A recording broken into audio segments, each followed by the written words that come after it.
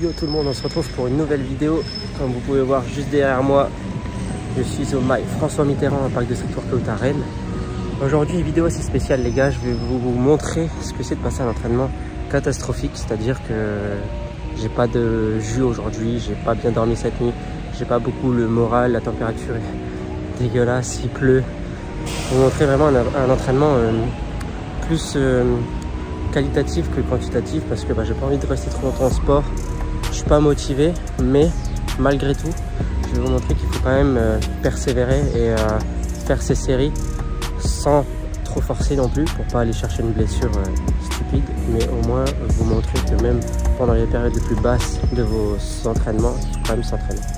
Pour vous dire comment je sais que c'est un entraînement assez nul pour moi aujourd'hui, c'est parce que j'ai essayé un front lever et e-hold à peine 3 à 5 secondes alors que mes holds habituels sont de 10 à 15 secondes, voire même avec une pull-up, des presses, etc.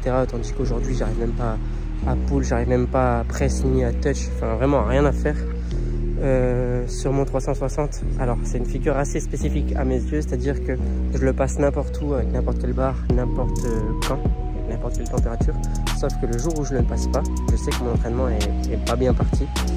Même mon équilibre, j'ai du mal à le tenir, etc. Enfin ça c'est un cercle vicieux, c'est dû au manque de sommeil, c'est dû à la mauvaise alimentation en ce moment. C'est dû à ce que vous voyez là au-dessus, la météo. Ce que je vous conseille de faire quand vous êtes dans ces périodes-là, c'est de ne surtout pas arrêter de vous entraîner. C'est de faire votre séance comme vous avez décidé de la faire. C'est-à-dire qu'au lieu de faire des figures de force, je vais faire du renforcement musculaire. Je vais faire des muscle-up, je vais faire des tractions, des pompes et des dips.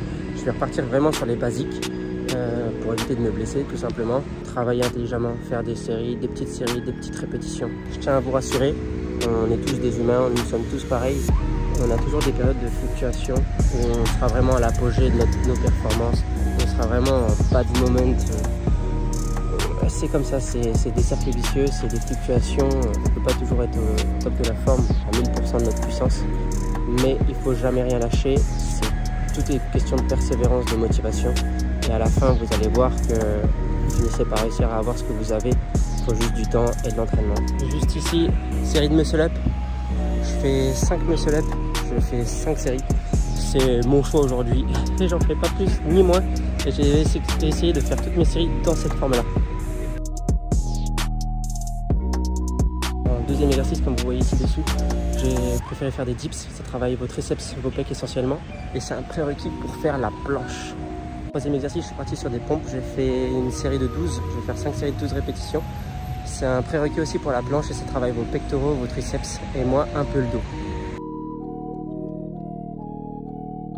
Dernier exercice, le quatrième, un exercice de tirage, les tractions que tout le monde connaît, l'exercice phare de la musculation et du street workout, qui travaille essentiellement votre dos mais aussi votre triceps et qui sont un prérequis pour l'exercice de tirage, figure de tirage, donc le front lever. Bien évidemment les gars, là je vous ai mis des bonnes exécutions sur mes exercices. Maintenant je vais vous montrer tous mes fails, donc que ce soit en dynamique, même en front lever. Franchement c'est pitoyable de là-dessus.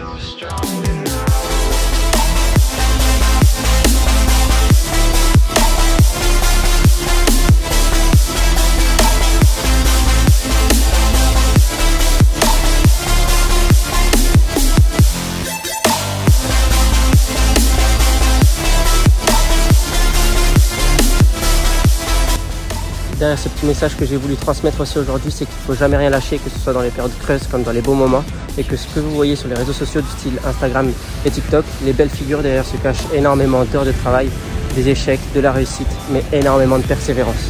Mais si la vidéo t'a plu, tu peux lâcher un pouce bleu, mettre un petit commentaire de soutien, que ce soit positif comme négatif, le temps que ton commentaire est constructif, moi ça me fait plaisir.